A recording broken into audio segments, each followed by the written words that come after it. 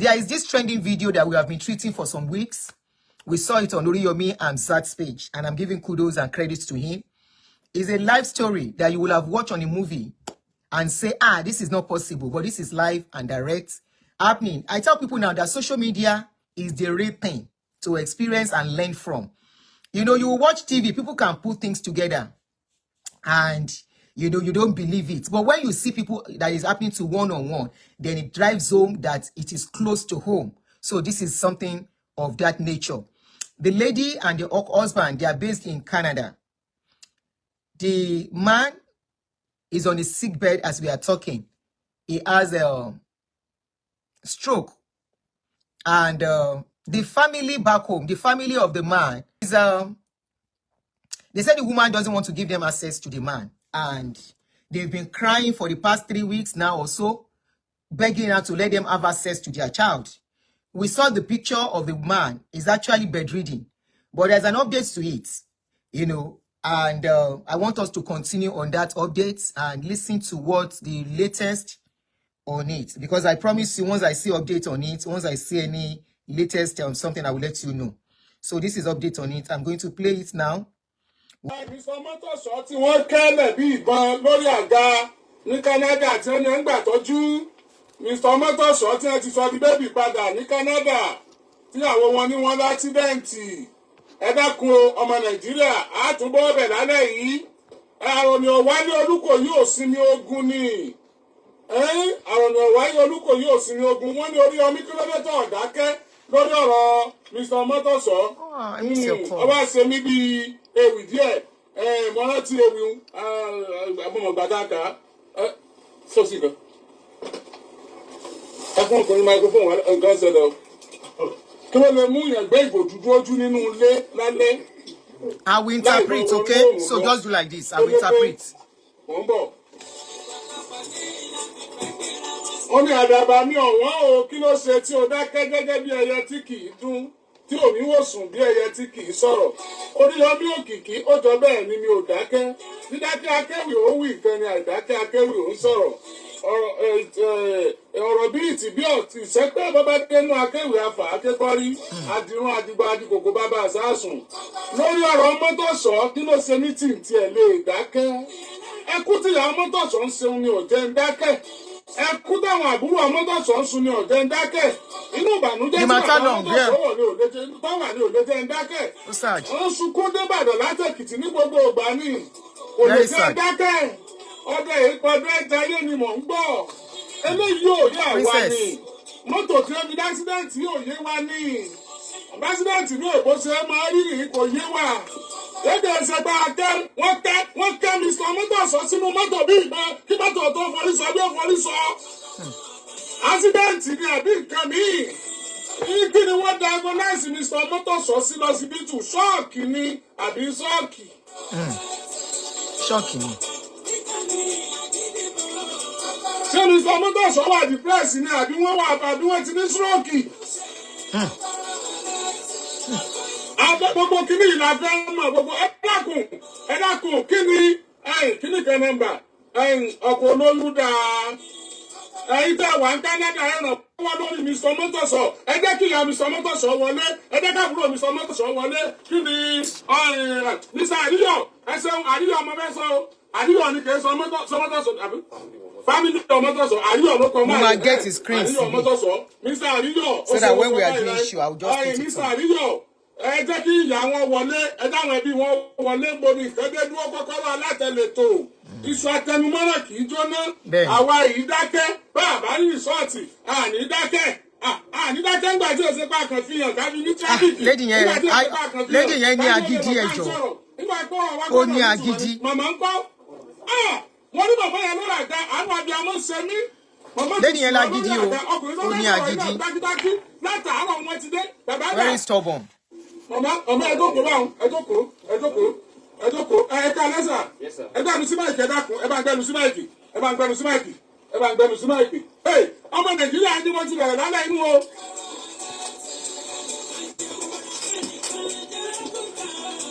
Bàbá mọ́gàjì sí ẹlẹ́wọ̀n mọ̀ ń bọ̀, mọ́ ìbínú, mọ̀ ń bọ̀.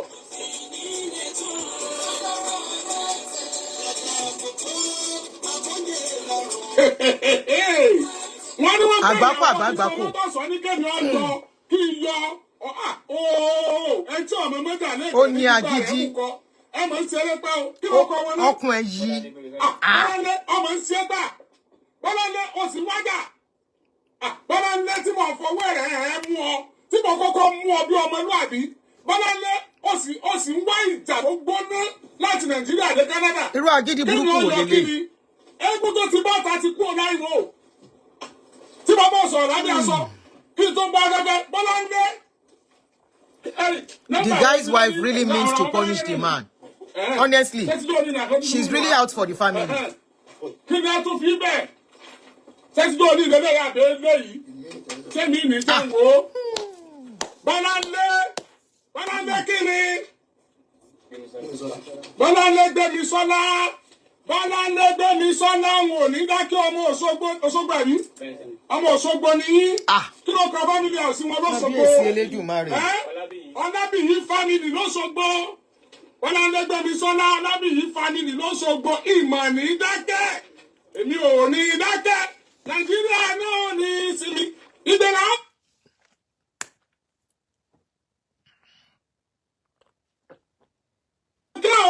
Tábí rí ìdájọ́ gbà fún àríyọ̀ ẹ̀yin abẹ́ àríyọ̀ ẹ̀ka alẹ́ ẹ̀ka àbọ̀ kí ló tún ṣẹlẹ̀ àwọn òwe oríṣiríṣi ti débí tó bá dàbí irọ́ agbẹjọ́rò Bọ́láńlé àti àwọn èèyàn kan bóyá kakúkú lọ Canada àwọn èèyàn wá Canada ọyọ ẹjẹ kọ̀nẹ́ẹ̀tì papọ̀ tí Canada bá dàbí Èkó síbàdàn àbí bí Àbújá ni àti lọ àti dé ó wà kó jìnà ju Canada lọ kó mọ̀ jẹ́ pé àṣẹ̀ṣẹ̀ lọ́mọ ètò ìgbàwé kátó bójú ọ̀nà àti lọ àti dé Bọ́láńlé gbogbo eléyìí is immaterial. Bọ́láńlé, all these are immaterial. You know what we are asking for. You know what our agitation is all about.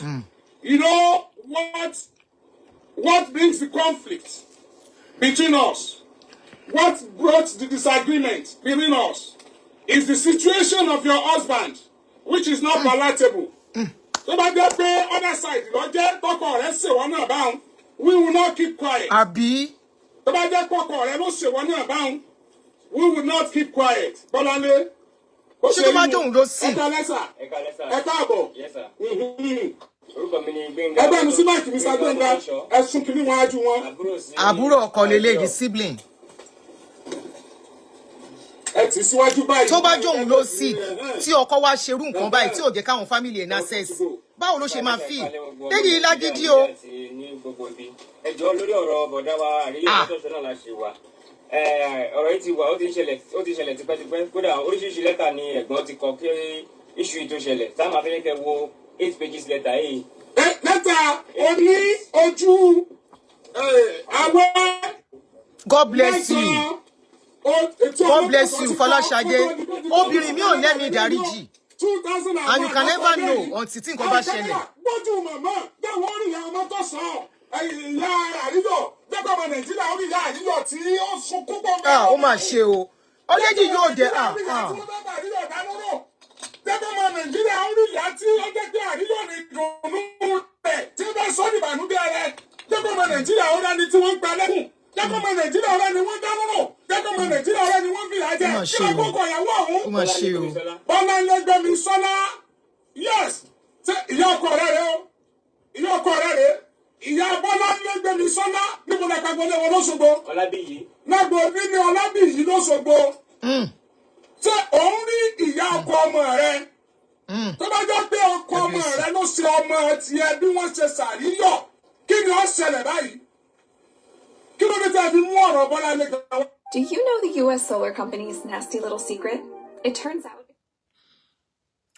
Kábíyèsí Elédùmarè. Lady yìí gbé nǹkan burúkú mi. I'm waiting for advert kó lọ ní o. Wọ́n bọ̀, ẹ jẹ́ kó ka lẹ́tà yìí. Ogun, ẹ bá sọ fún ẹ̀sìn báwa náà ni o. Threat to my life, my brothers and properties by Mrs. Olabiyi family. Reverend Edward Alabi, Manhattan Baptist Church, Challenge Ibadan, Oyo State. Dear sir, I hereby notify you of some of the activities between me and Olabiyi family. On June 10, 2006, I was at my Notre Baptist church to marry Benny from her father's house to Bomo's house, to Omotoso's house, and not for her to marry me into Olabi's house. But I am disappointed. The trend of events in the last couple of years, I have tried to endure some of these activities.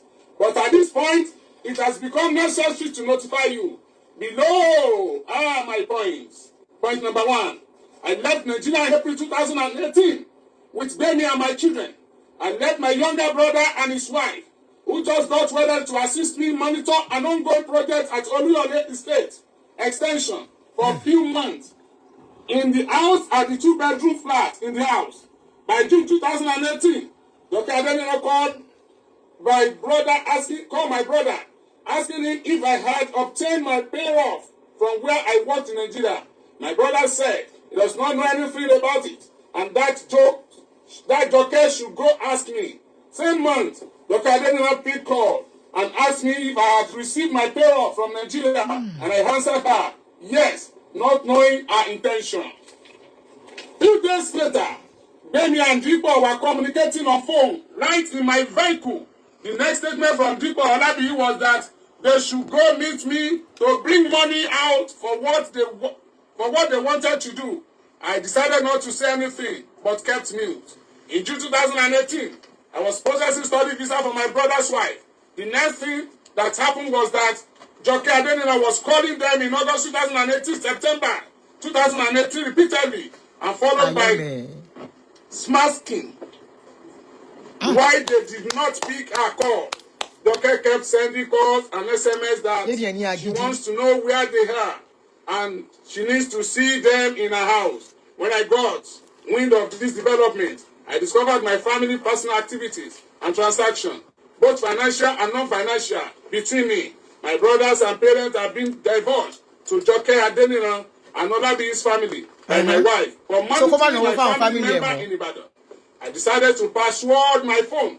Thereafter, my wife began to disturb me on why I locked my phone, and I said she should not worry, but she insisted repeatedly, and that led to argument between us. But I refused to access to the phone. I refused access to my phone for security reasons. I asked my wife how and why my personal information are getting to Ibadan from abroad. My wife denied. She did not know anything about it until June 2021, when she confessed to telling Joke Adunni about it. Ìkíni ẹ̀pọ̀ page kí ni mo wà page 2 inú page 80 tabani akatan rẹ́rẹ́ orun.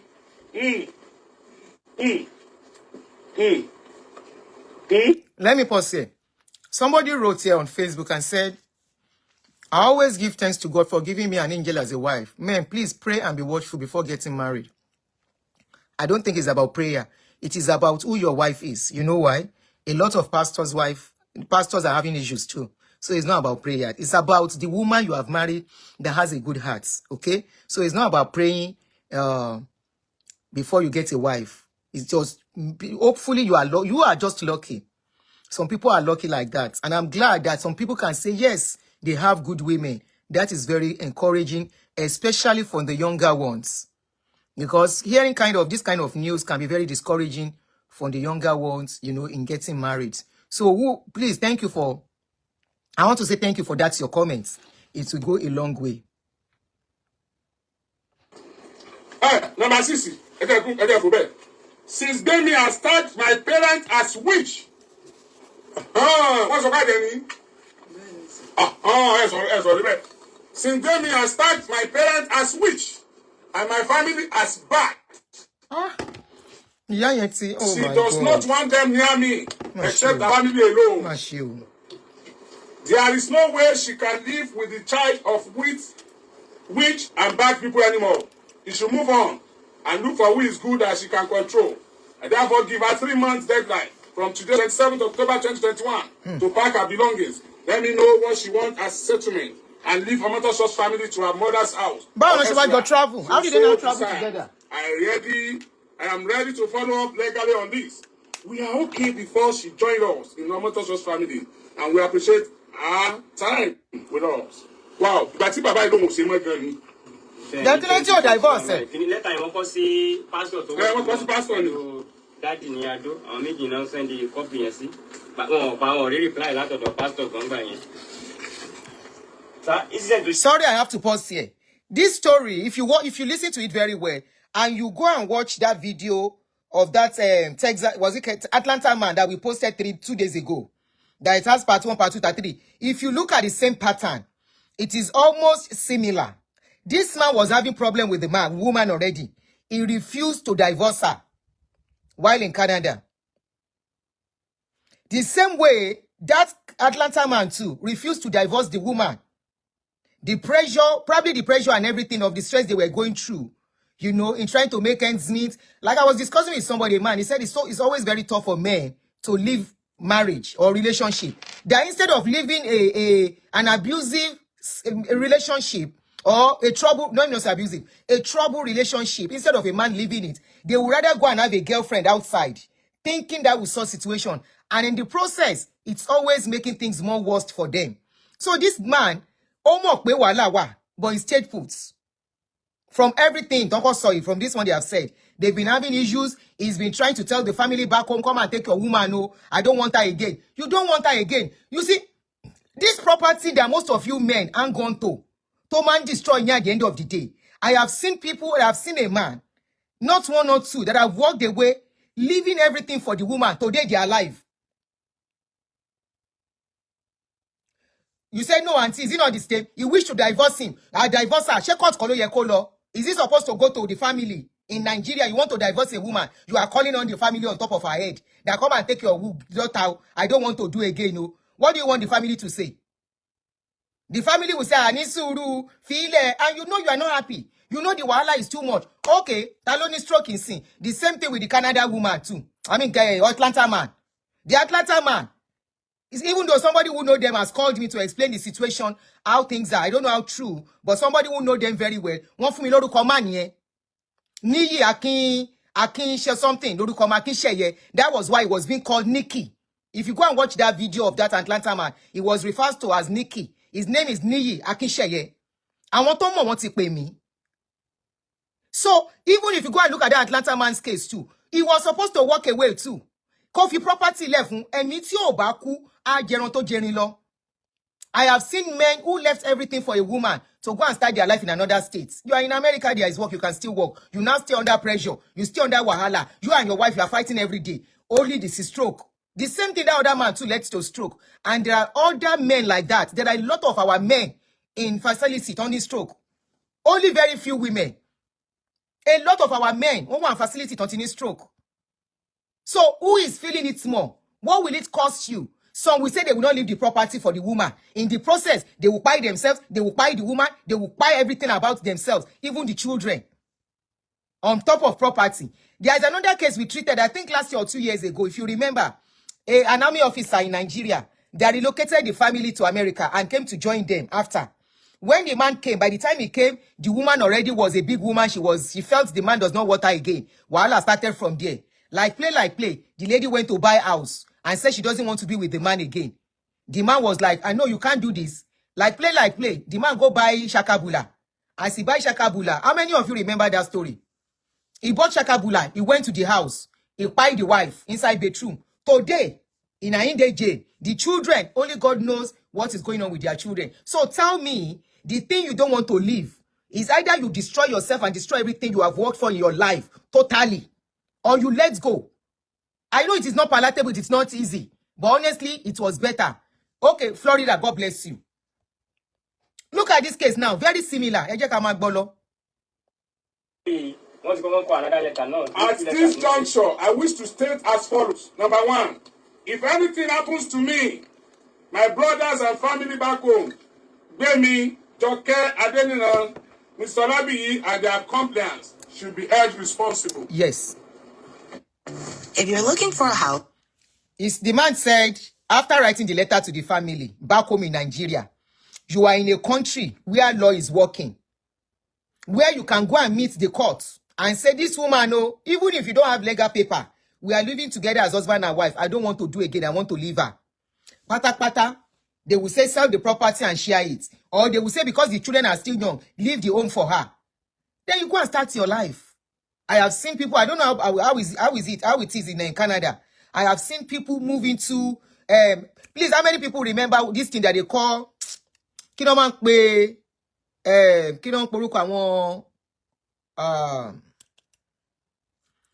all these small apartments that people can go and rent. Not apartment, hotel. People rent it and stay there for a while. They can be there for 1 month, 2 months, 3 months. It all depends. People go from there to even go to work. At worst, you go and do that till you get yourself together.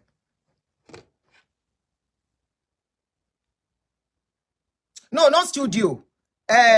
Motels. Our motels. Motels. Like hotel, but not hotel, motels. Somebody said, my twin brother, Betu, he let it go. He avoided wahala. I'm still thanking God that he used wisdom to... Oh, what I will see. Airbnb or whatever. So many people have gone through this thing. They walk away and leave the thing. But, okay, you want to collect the property. Collect the property. Most of these women don't even manage the property. At the end of the day, they lose it. They lose their property. I have seen somebody who collected property. Not even 1 or 2. At the end of the day, the property, they couldn't manage it. They lost it too. Because you are in a country where there is power and you mess up somebody's life. You won't only run all law. Boomerang one way or the other. I'm waiting for adverts. It's non-skippable and skippable. Okay.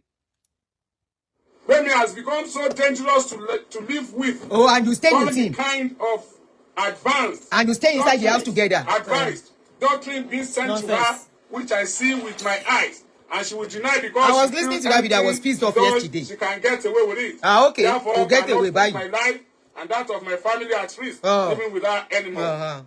Majamasa. Majamasa. Ó tó tell you to sí. Ẹ gbé lawyer gbé mi ti gba se báyìí. Lawyer gbé mi ti gba se. So tún kù. Méjì mi tún wà. Ọlọ́run o. Ọ̀rọ̀ wa dọwọ́ rẹ o. Aunty Yemisi, ignore bàbá yẹn, I saw him ignore ẹni. Ó ní dandan kó jọra. Aunty Yemisi, ignore ẹ. Ó sì yẹ méjì, yóò jẹ gba tiẹ̀. Wọ́n ti kúrò ní lálẹ́ ọjọ́ yẹn. Ẹ̀bẹ̀ ni mo ń bá ẹnu wá kì máa sí lóyè àbẹ̀bìnrin. Àwọn ọmọ mi ò ní ṣìyàwó gbé o. Eléyìí, second one eléyìí, 80 days. Somebody said it might not be easy for him. The child support might be a big issue. The child support, uncle, my brother wrote to me, is always commiserating with how much the man is earning. Some men, because of that, men should learn. I want men that has overcome this kind of a thing to call in. I will give men opportunity that has overcome this kind of a thing to call in, so that they can. Some of them don't know what to do. No shame now. Majority don't know how to go about it, or probably they don't have the support they need from friends. No shame stage. Go and look at the story similar with that Atlanta man. And apart from that, after my show, after posting those videos, somebody called me, a man called me. He said 3 of his friends went through this kind of a thing. That the ones that insisted they are not going to leave the property, they are not alive today. Stroke, The ones that said they will stay put, still stroke, only it don't pass or to kuro again, alive. One of them, the husband, the woman even refused to come to the burial, even with the children. It's as bad as that. So I want men that has gone through this, because I know some men that have gone through this kind of a thing, and today they are alive to tell the story. And they have picked the pieces of their lives. It was tough. I will tell you, it was not easy, but they were able to pick it up together. Some had to go and live with people. They have to go and it don't think Belly Odidi had to go and rent 1 room to start staying. Left everything. Okay, as long as I'm alive, take the house. Let me go. Take the house. Now you want to tell me somebody that has stroke, the same case like that other man of Atlanta, already is incapacitated. Take the property. Most times they lose their property. One lay somewhere. No, the one I know, talk baru lenye. They have got that kind of apartments. That property. Today, where she's even staying, because the child support has finished, the children are over 18. The woman, 21. The man is not paying child support again. She is managing life.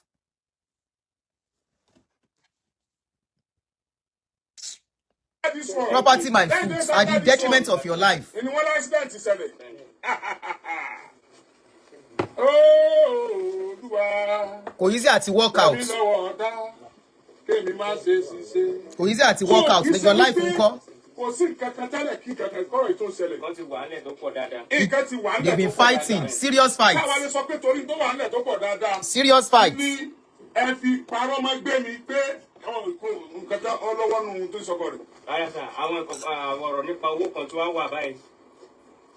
Owó nígbà tó ń sọ̀rọ̀ ní ìjọ yẹn wọ́n sọ̀rọ̀ nípa wọ́n Táíwò wà mọ orúkọ Táíwò Ọláyíwọlá. So there is one that Atlanta man, yeah, coherent. That one was not coherent anymore. Ora put you affected. Ẹ̀gbọ́n àti ìyàwó wọn fi ọ̀rọ̀ lọ̀ wọ́n mọ́ nípa financial aspect wọn. Oh, you see, people said my cousin, who is a nurse, left his property for his S5. He's alive today to tell the story. Only May last year, one postponed June, one postponed September. This is August. Now, apart from that, only tax return. Don't send me message. I want you people to call in. Let's listen to this thing, then you start calling in. Then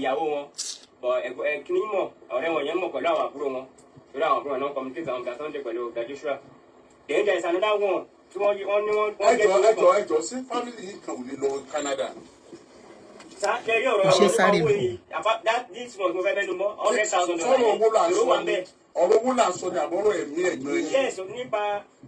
Abi Oluwaranti.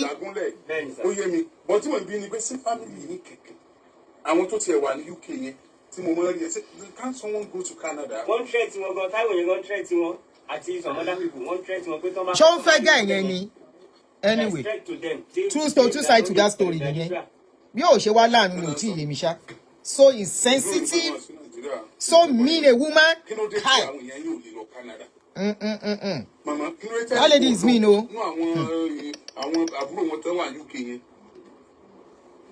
Very mean. She's very mean. Oh, Oriyomi, they cannot go like that. I can pay you cash for your house.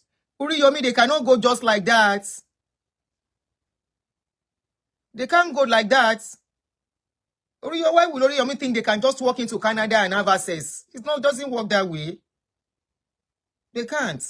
You see, somebody say, a friend of mine left the house for the wife and go after 1 year. The wife can't pay the mortgage. Most times, they can't pay, they can't continue with the mortgage. They always lose the house. Especially the ones that will have small children. I think they can do it alone. Where will she be putting her children to do double schedule? After they collect the house finish. Because she needs to work very well to start paying, to continue with the mortgage. Abi, Sebastian Woni, Mama Jara, people that your wife, woman, that Jara, yo. People that your wife, you're that. You guys have been having issues since Nigeria. Since Nigeria. As September last year, just Mr. Tai was sending a message you can say that Sunday we won't bother disturb me at anybody. I don't believe that. I'm not going to ask for anything. I don't believe that one. That man has true. Toilets.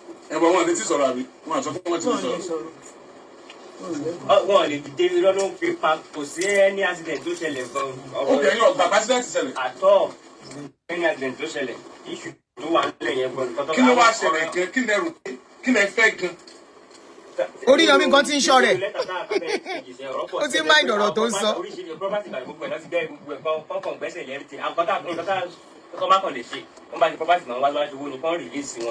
Simple. Now that the family is saying she should release him, to where? To bring him to Nigeria as he is. Nobody will release him. Oh, they release them in that state to go to Nigeria.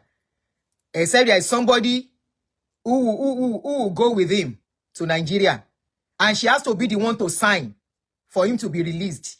Agbara, power is in that woman's hand. It seems they don't know much about marriage abroad. She has the power of attorney. Nobody can release that man except she concurred to it and say, oh yeah, we are ready. I want him to go back to Nigeria. And even at that, I think medically, they might not even allow the man. Because I think the man, there is a lot of things to keep him alive in that facility where he is. So that's another thing. Tony Latsimo.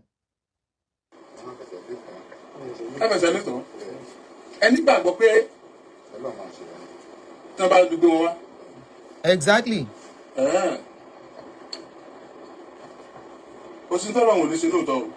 God bless you, Ade. God bless you. They've been having issues, serious issues. Kokoro Nigeria.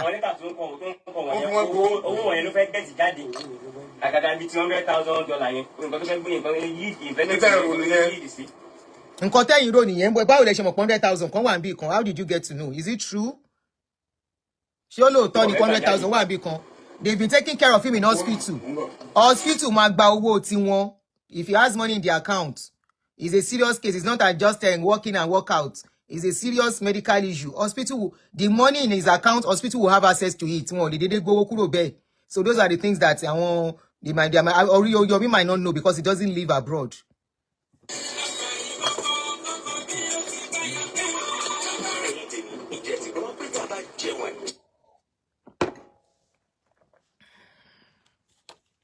Oh, you in play. Oriyomi wo nǹkan kan ni. Àwọn ọmọ wa ò ní ṣìgbé wọn ní ṣíléwọ̀. Ẹni tí tiẹ̀ ti tàbí gúgúrú, dysfunctional person will not come and marry our children, no, because this is just cheat. This is somebody that has been bitter. Either both of them are bitter, but somebody is really bitter, is fighting life. Orí ọkọ ẹ̀ ló ti fẹ́ fight life.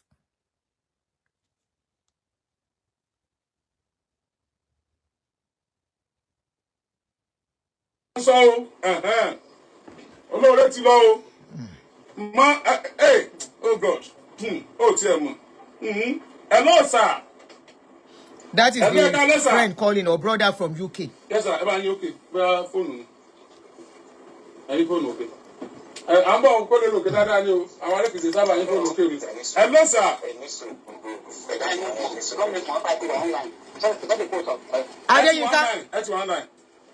I thought I was the only one that felt this way. That why is the brother talking about money in this case? They are talking about where Abura Agboy their own shiro or owo la won know what after or what. Hello? Àwọn èèyàn pọ̀ ńbẹ̀. Hello, ẹ ti wà online. A dẹ̀ ti ń gbọ́ yín.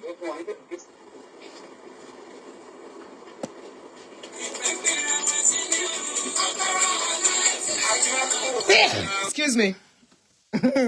Sneeze. Coinbase, you can trade Bitcoin. Adverts.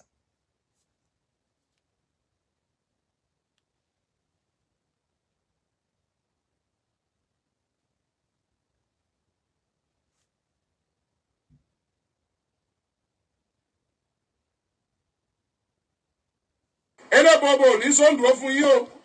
Hey, kábíyèsí Olódùmarè. You are on your own. You are on your own.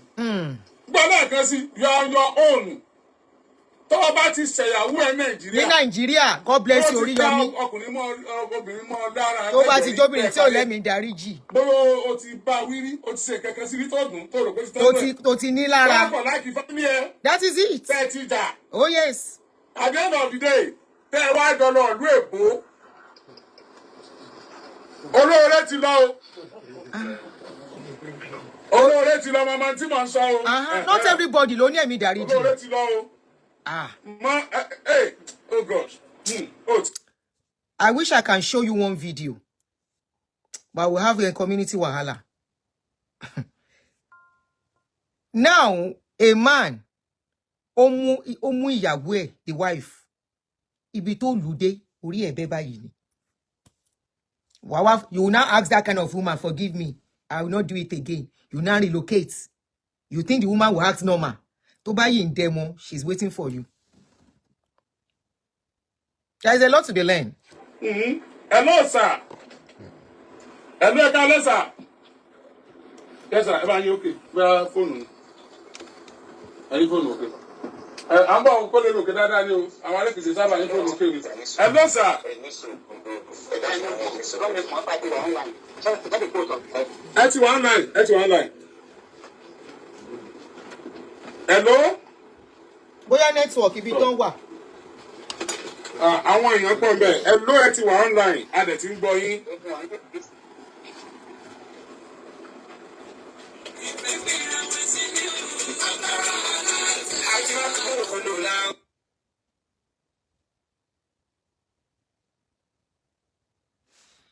The friend, I think that's the friend of the brother of the guy trying to call in from UK. Mo ti gbé throw pillow sẹ́yìn mi, so I can relax too. Ẹ kálẹ́ sà, a ti ń gbọ́ yín báyìí. Ẹ̀yin kọ́ nìkan sí mọ́. A ti ń gbọ́ yín báyìí. Ṣé. A ti ń gbọ́ yín báyìí sà. Gẹ́ ìlágídí o. Ọmọ Nàìjíríà ń gbọ́ yín ọ̀nkú. Kò dá kí èèyàn fẹ́ ẹni tó bá lágídí. Kò dá rárá. Àwọn tó bá burú yẹn. Nẹ́tíwọ̀kì yín àbí ti wá. A ti ń gbọ́ yín báyìí. Ó sad. Yes, sir. Yes, sir.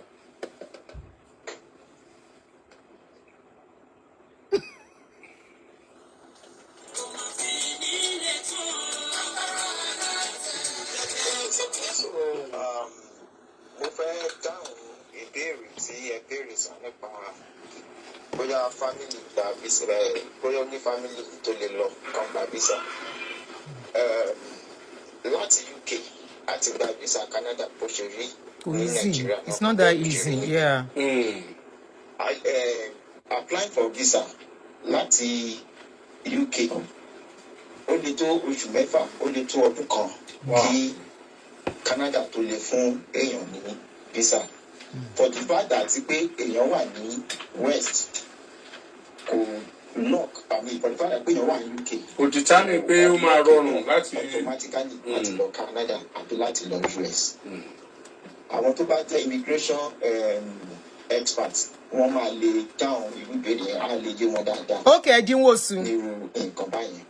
Then Edinwosu, the video we are playing is in Yoruba, so I'm trying to interpret as I go on. So just be patient, please. Okay? Secondly, nǹkan tí mo fẹ́ sọ ni pé ó ní kan àwọn àbúrò àbí family kó wá sí Canada. Ẹni tó bá máa lọ Canada ó ní láti ní protection because instead of refinancing your home or messing with your mortgage. The woman said the family should come and meet her in Canada. Because she knows that they won't get Canada visa easily. She said they should come and meet her in Canada. Aunty Bolanle, Gbemisola, Odaju. If you are watching us, because I'm very sure that you are watching what is going on social media. Odaju, you cannot even pity that old woman. And you are going to be old too one day.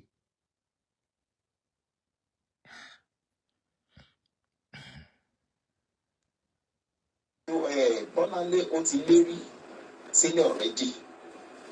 Ìpẹ̀tẹ̀ tó bá lórí láyà kó máa bọ̀ ní Canada.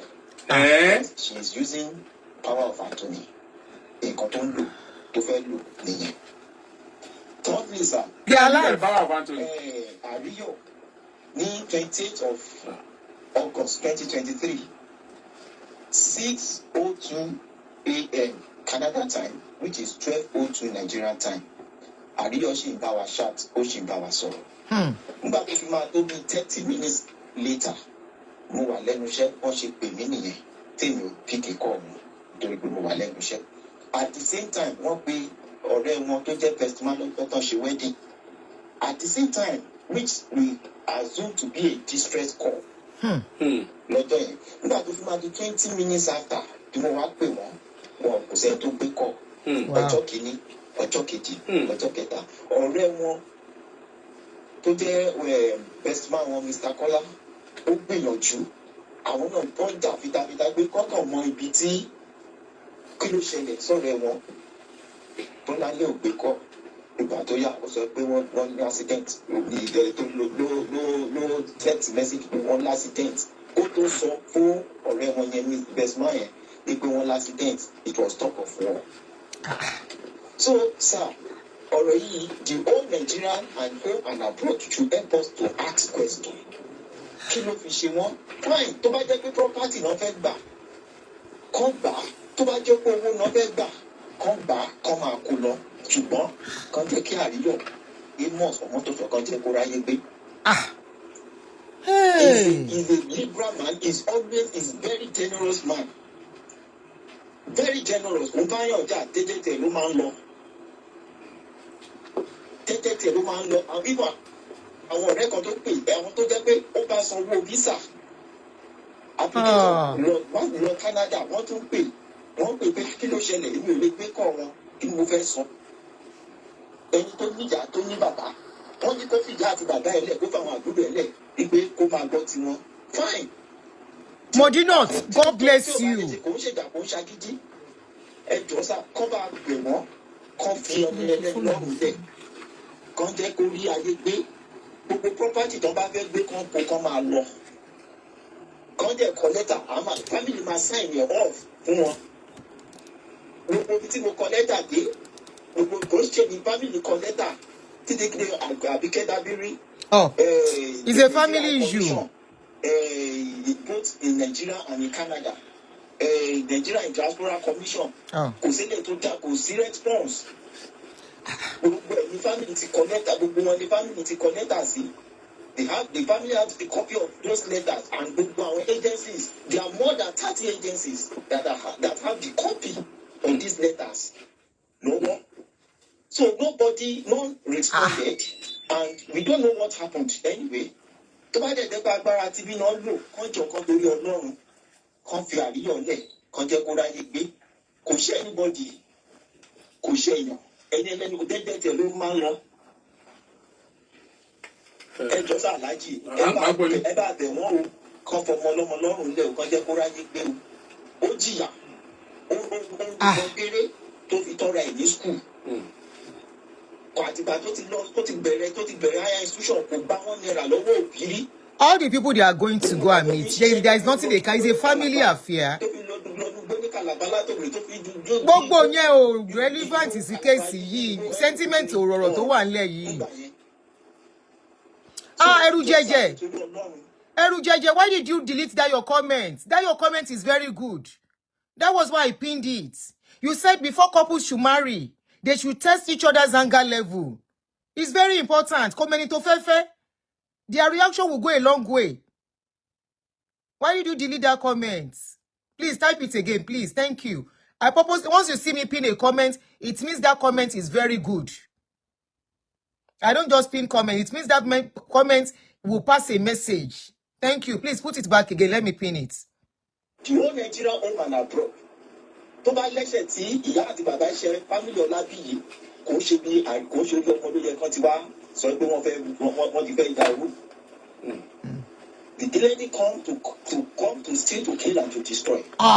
Ẹ jọ̀ọ́ ọmọ Nàìjíríà ìtorí Ọlọ́run home and abroad kán bá bẹ family yìí nǹkan tó bá fẹ́ gbà kán fún wọn the property náà fẹ́ kán fún wọn the marriage is not do or die kán fún wọn kán fi àríyọ̀.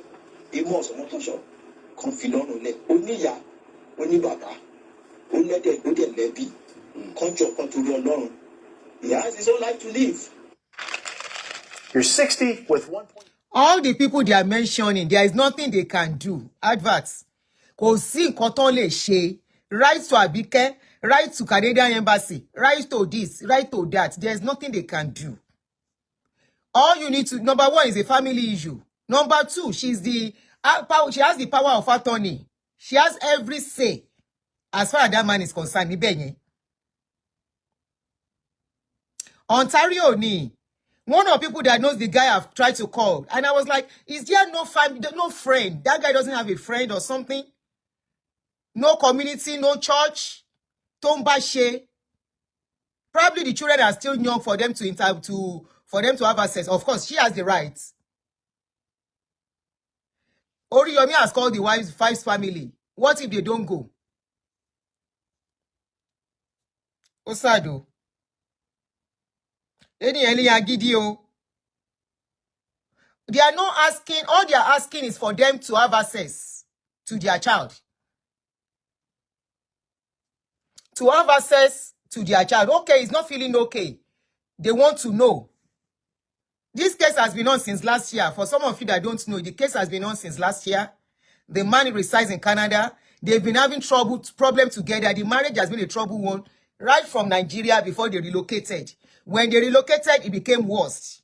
And the man, instead of going his own way, make the woman to go in her own way, whether because of religion, I don't know. The man was writing letter to pastor in Nigeria to warn the wife in abroad. So maybe the worst they can do is to get a lawyer that will represent them in Canada. I don't know if that will work. I don't know how far that will work. Hello.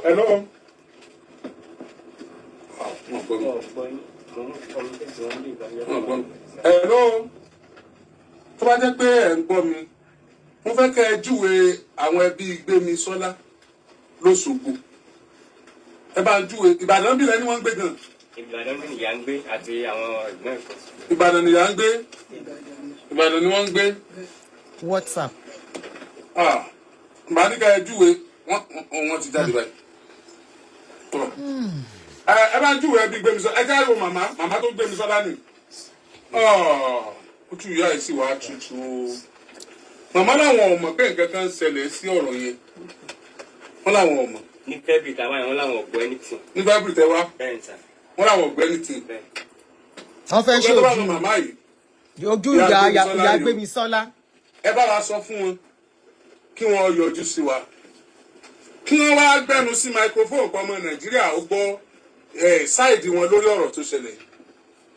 Nítorí pé bó bá ṣe wúrẹ́ léèyàn sí tọ́jáde tí ò wọlé èèyàn ọmọ wa bọ́dágùtàn lèèyàn sì kódà kó jòrò mọ́ díẹ̀ bójú bá rọ̀ ẹni tí ń sin adìẹ ọ̀sán àríbọ̀tà náà mọ̀ wó. Somebody, sorry, I have to pause here. Somebody said it all depends on what the woman must have said to the government. If there is a domestic case, she's holding him hostage at his vulnerable stage. No, the woman is not holding him hostage. Oh. Maybe some of you are not getting the story very well. The man is in hospital. The man is in hospital. He has stroke. At least from what we saw. He is in hospital. The people who know the man who spoke to me, they said the man cannot talk, but he can hear everything you are saying when you are with him. They can hear him talk. I mean, he can hear people talk, but he cannot respond back verbally. He will make gestures, nod his head and blink his eye to tell them he understands everything they are saying. She's not holding him hostage. The man is in the hospital. God bless you. Just Reason. Just Reason said, are we sure the wife is also not battling some mental challenges too?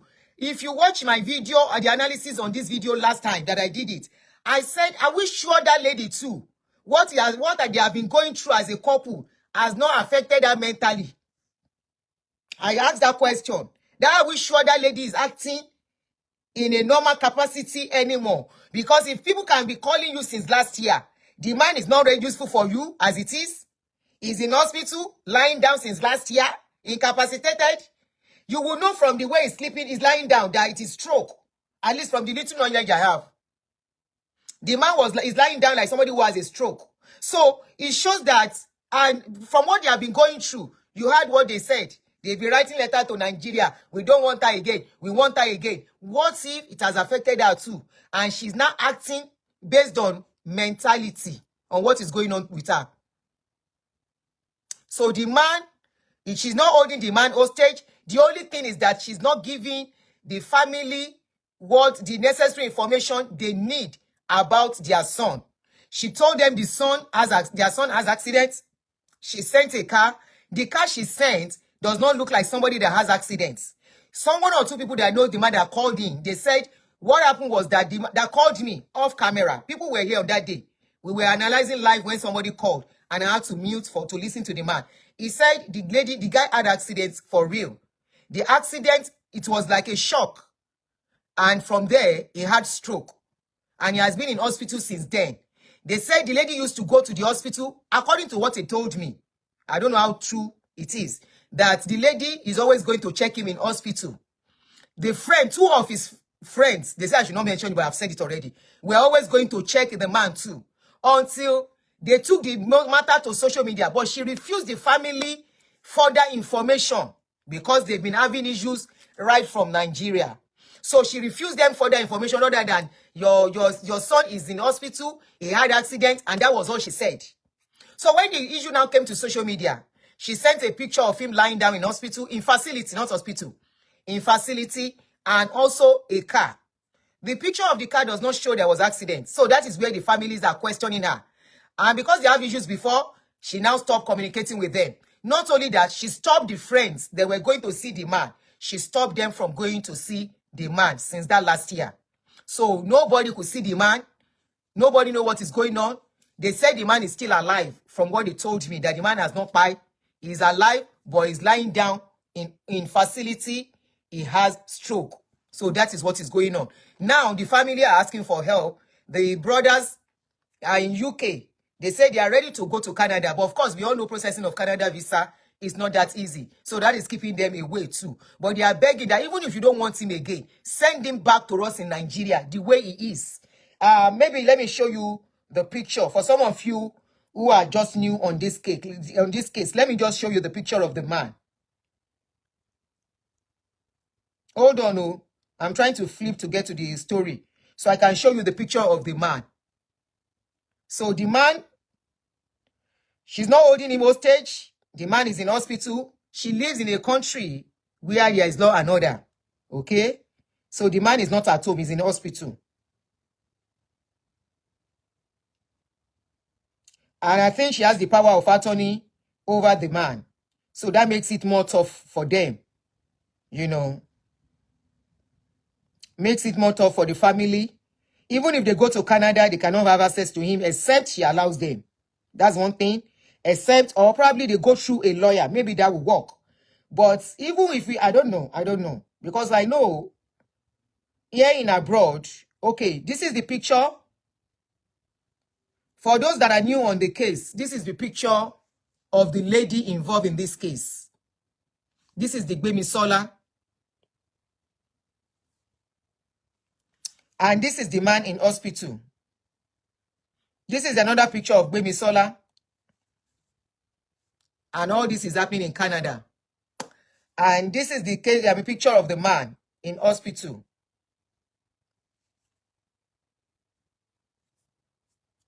So that's the picture of the man in hospital. Okay? He's bedridden. He can't do anything by himself. So he's been lying in hospital since last year.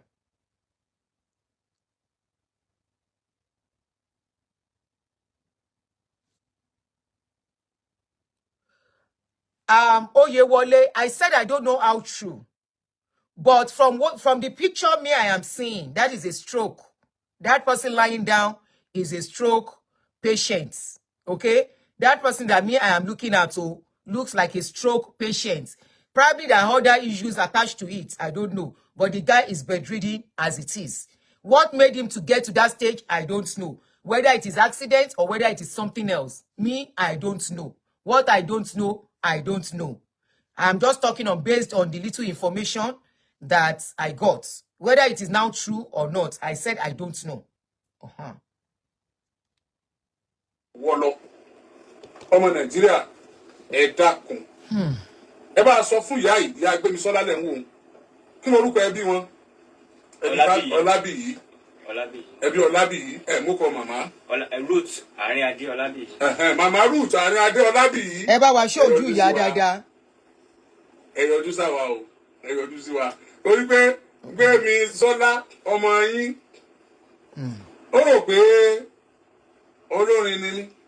Somebody said that man looked like someone that Juju struck down. I don't know. Yeah, but you know, say, when it comes to Oyinbo, there is nothing like Juju. Abi? How do you say that one? You know, go and tell Oyinbo that it's Juju that they used to hold him down. Me, I don't know. Some people said, I think that is what the family is trying to say, that it is more than accident. There must be something else. Lijok, I'm fine, thank you. There must be something else attached to it, that it is not only accidents. So whether something now made it, whether na juju make and get stroke. But the bottom line is that the family want to have access to their son, but the woman is saying no. Yore kun wa kun si won lowo. Ó rò pé nǹkan ṣe rẹ́kọ̀dù ní lọ jókòó. Ọmọ pé ojúmọ́ rẹ́kọ̀dù tèmi. Àròyìn Wálé Olúkòyí ò sí ní ogun. Mo ní fún wa ní àwọn nǹkan tá a fi mọ̀ pé lóòótọ́ l'Àríyọ̀ l'accident. Do the needful. Sí family àwọn Àríyọ̀. Ó ní èmi Ó lágbára. ológun dúdú ti gbé o. Tẹ́gbà tí bàbá wa ológun dúdú gbé, sóní káwa ọmọ gbé ni. Bàbá wa ológun dúdú gbé. Àwa ológun funfun ńkọ́. Nígbà tí àwọn ológun dúdú gbé tẹ́ẹ̀dẹ́ lóhùn. The next thing náà ní kó ológun funfun wọ́n gbé. Àwọn ológun dúdú sì ti wọ́n sọ méke. Àwọn lè ṣiṣẹ́ ẹgbẹ́ pé àgbàlagbà làwọn kí wọ́n ṣe tẹ́ kí wọ́n ṣe. I don't know why it's tough for this lady to reconcile with the family. I don't know why.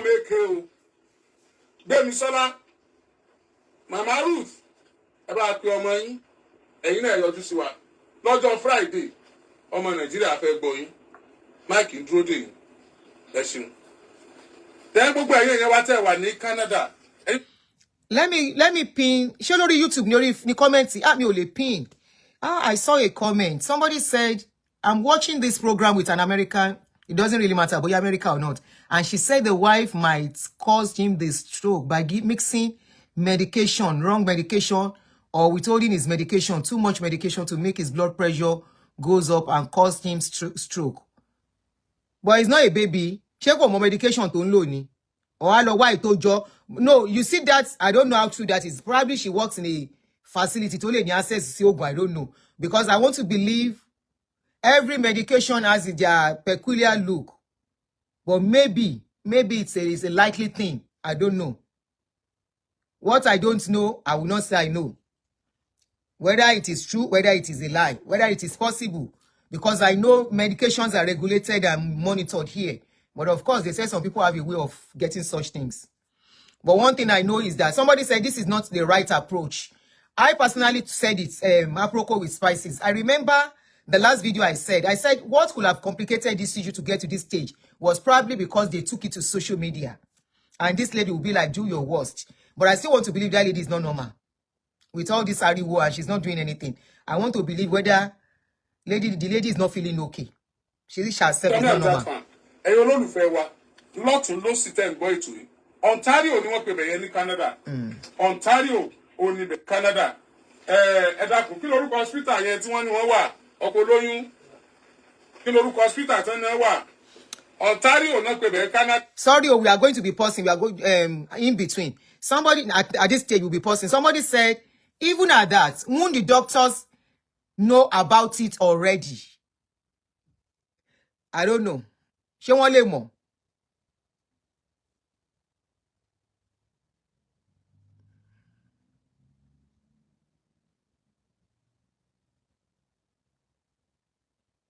Somebody said, what I think the lady is trying to do is to destroy the husband and cause the family enough pain. In fact, won't cause one pain enough kò ṣe kékeré. Mo bó fi ìlú yín ṣe rí ni ká nínú Nàìjíríà ní ìsinmi a lè lọ bẹ̀ ká lọ wo ẹtí ẹnẹ wà lọ́sítù. Kò rí busy, but it's not like that in abroad. You can't go. Gbogbo bọ́tì tẹ bá mọ̀ pé lè bá a tẹ̀. Ẹ̀yin èèyàn ńlá ńlá tẹ̀ ń bọ̀ àtẹ̀ wà nígbọ̀nù ìjọba. Ọkùnrin sọ pé àwọn ti pe gbogbo agencies tó ẹ̀ka àwọn pè. There's nothing they can do. You have to go through legal means. No, they just see. They can't do anything. They can't do anything. They can't do anything. It's so sad. If the number tẹ́ pè wọ́n fún yín nìsín tẹ́ pè number yẹn tẹ́ sọ fún wa pé ẹ ṣe báyìí ẹ ṣe báyìí ẹ ṣe báyìí. Hospital yẹn dà. 101 trauma. Hospital ID. Àmọ́ bóyá àwọn èso sórí rédíò ṣe. Sọ̀rọ̀ lè bò wọ́n lọ pẹ́ hospital ID wọn o. Ìgbà tí ìgbà ti ṣẹlẹ̀ ìbá fẹ́ St. Michael Inspired Care Inspiring Science àwọn kíni wọn nìyẹn. St. Michael hospital yẹn ní Ontario àbí. St. Michael kini St. Michael hospital yẹn ní St. Michael máa pọ̀ l'Ontario. Which of the St. Michael? Has 52 cities. Wow. Ọ̀dà bá mi track hospital yẹn ID number wọn 343-3347. 343-3347. ID number hospital in Ontario. Ẹ bá mi track it 343 3347.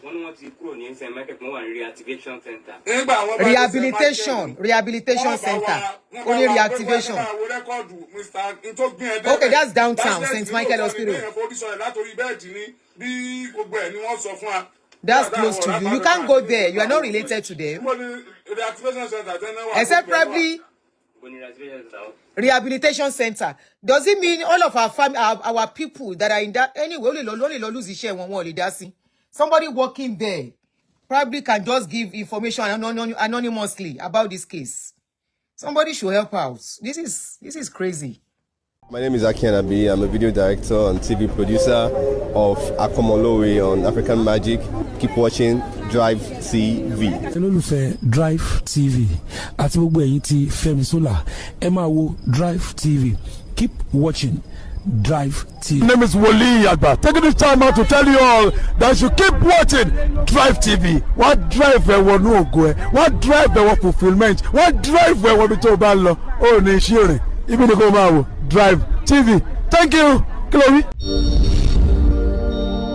Drivetv.